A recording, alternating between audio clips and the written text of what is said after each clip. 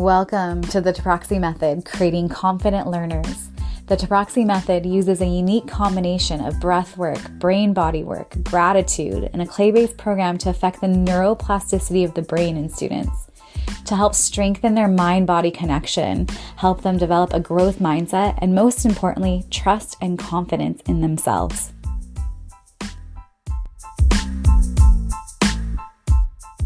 Make sure to hit the subscribe button so you don't miss any episodes. One way to support the Creating Confident Learners podcast is to leave a 5-star review and written review anywhere you listen to it. Thanks so much, and let's get started. When kids who are struggling big time in the classroom setting has the same peer dynamics, the same material dynamics, the same teacher dynamic, and they're just getting stuck over and over and over again.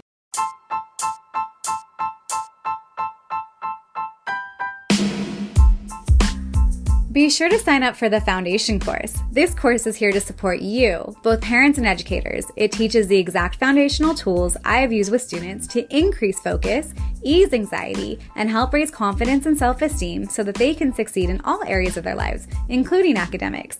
It's made into bite-sized digestible pieces to help you apply these tools right away.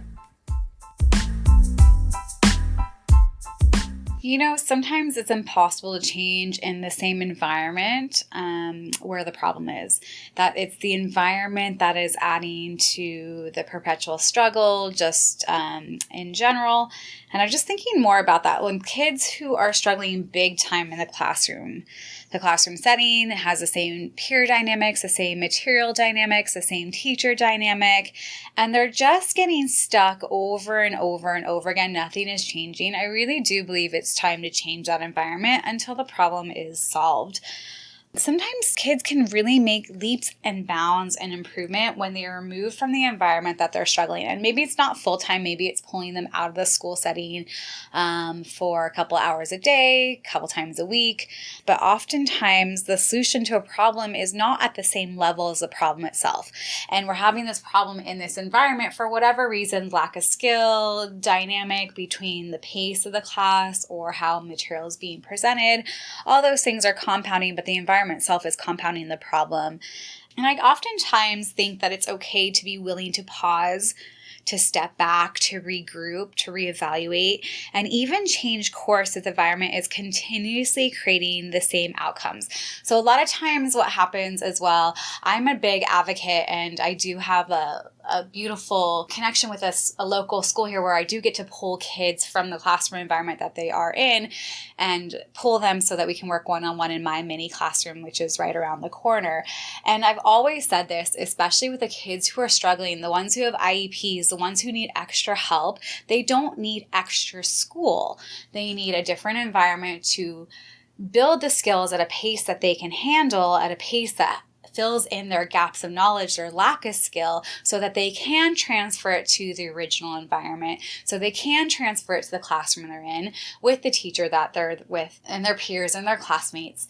And sometimes just taking the time during the school day instead of adding extra work. A lot of times we're like, put more. These kids who are struggling, they actually need less. It needs to be concise. We need to take away any fluff and go directly to the problem. And sometimes the environment is perpetuating. It might be not the environment itself in and of itself, but the dynamic with this particular child who is struggling at the time. And if we can pull them for a little bit, semester, 1 day a week, 2 days a week, 3 days a week, not in addition to the full classroom day, and then oftentimes they'll go back into a similar setting, if not the same setting, and really thrive. So sometimes the environment itself is part of the problem, and we can help that by changing the environment for a moment. And I do say this over and over and over again. One-on-one teaching allows for direct support, direct teaching to the gaps in knowledge, direct building of self-esteem in an environment that is not dictated by the pace of the people in the classroom and in that environment and that group, where students can actually slow down enough to regroup and create a pace that is sustainable for them. Of course, with high expectations. I know you can learn this. Let's find the avenue. Let's figure out how you process. Let's figure out how you critically think for yourself. Let's find out how you learn so that you can thrive not only in a one-on-one setting in a different environment, but also in the classroom setting where you were previously struggling. I keep on thinking about how we want schedules for kids that are consistent and sustainable and with high expectations. I know you can do this. It may not feel accessible to you right now, but with each step, one by one by one, we'll get there. And a lot of times if we take out the comparison or the environment or where maybe other people are looking out of that environment, they will also tend to exceed and excel in that a greater pace than if they felt like they were being watched. And, I was thinking more about this too. Like, we want consistent high expectations for children, but we also, want this for teachers so that they don't get burnt out either, right? I come back to the idea that, to be more than a 5-year teacher, you are a veteran. The burnout rate for teachers who change careers or go to home life is 5 years. It's just not sustainable at the rate that teachers are expected to perform with a class of 30 people, 25 people, 20 even. But the magic in this teaching, the foundational skills, the ones that I talk about in the foundation course, the confidence, the breath work, the gratitude, the mindset changes, in addition to the academic holes that need to be addressed, transfers eventually to the classroom. And sometimes if we take the environment out of the equation, these things happen faster. It transfers to their grades, it transfers to the group setting, it transfers to their focus, it transfers to their direct skill in the environment that maybe they were struggling previously. So if we are teaching students right, not this one size fits all model that all children can excel when we don't just go, you guys are all the same, right? We're all different. We all process different. Some things are good teaching that get from point A to point B a little bit quicker. But really, we need to teach children to be confident in themselves, how they process, to have ease in their nervous system, and then also help them figure out how they learn so that they can become permanent lifelong learners. And as long as we don't expect them to be the same, to compare and be the same, then we're on the right track when we're talking about teaching to children as humans. And with that being said, yes, there are reasonable grade level skills, but rather than powering through skills to get kids to do what their peers are doing in that environment, if we stop, even change the environment and build step-by-step consecutive steps that will get them there, we're going to make a bigger impact over the long run. Like, we want to build a house one step at a time. Same with the students' academics. We don't want it to be built on sand. When we think about building a house, right, it's framed and then it's drywalled and then it's painted and then it's decorated and designed, which is the last step. And hopefully it's been built on concrete rather than sand. Same with the child's education. Sometimes we have to stop and regroup and look at what steps haven't been addressed fully or completed completely so that they can excel step by step by step, so that we are framing the knowledge and then we are building from there. We want the same for students and an academic foundation, and sometimes that looks like a change in environment or a change in pace or not being afraid to revisit prior concepts that weren't mastered. Math is absolutely my favorite thing to teach and know, and as new concepts come up, sometimes the very thing to do is to go back and reteach a key concept that wasn't learned properly or priorly so that they can master a skill, right? You can't really do some more advanced math concepts if you don't have the prior basic knowledge. That's just kind of common sense there. Just today, I was working with a 5th grader on creating numerical expressions from word problems. And to be honest, most kids do struggle with this concept when they first learn it. It's really taking words and creating them into math and actually understanding and dissecting what part of a word problem is important, what is superfluous, what is not necessary, and sometimes they're designed so that there's extra numbers and so forth. And especially multi-step math and multi-step word problems, kids tend to trip up with this unless they are really, really understanding what's going on.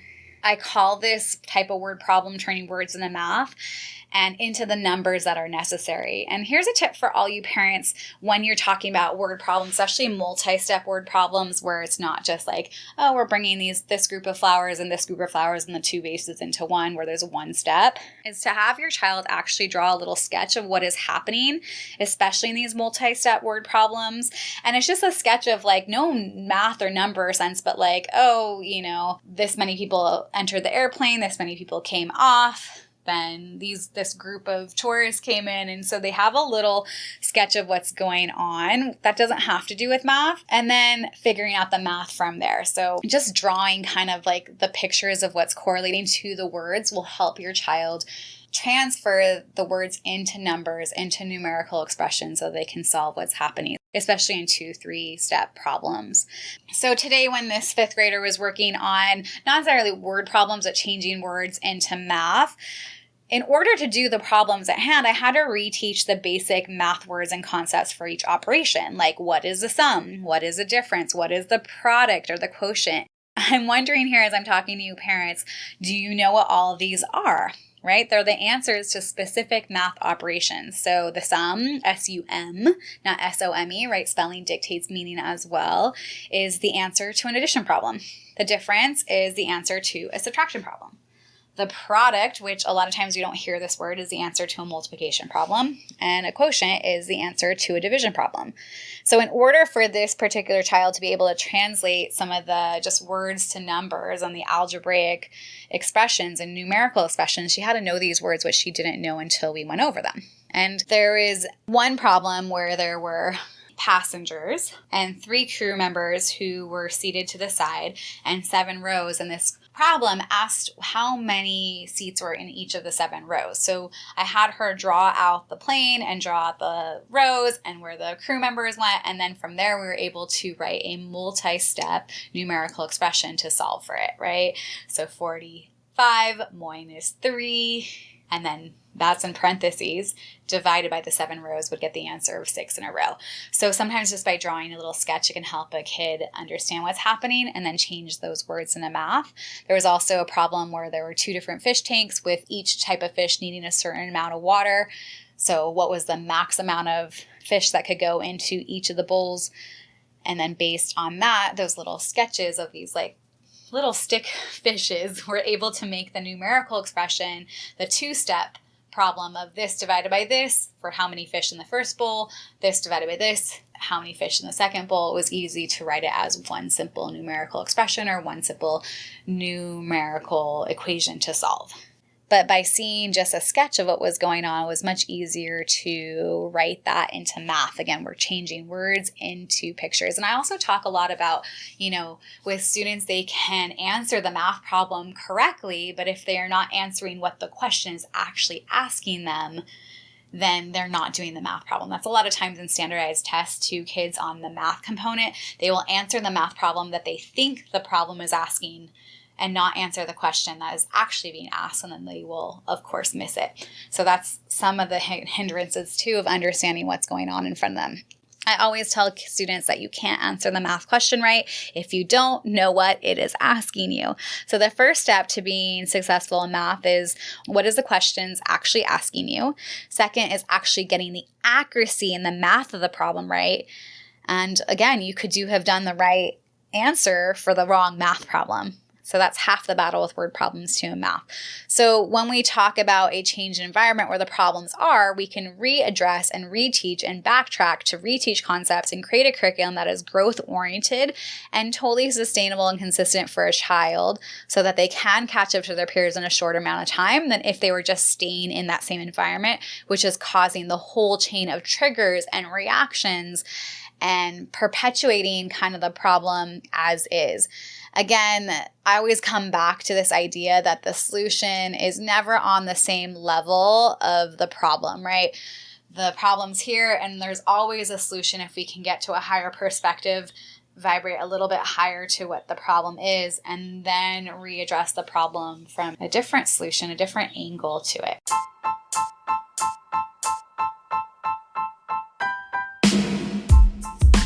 Be sure to sign up for the foundation course. This course is here to support you. It teaches the exact foundational tools I have used with students to ease anxiety and help raise confidence and self-esteem so that they can succeed in all areas of their lives, including academics. It's available as a one-time purchase or as an ongoing monthly subscription with extra group support and monthly live stream.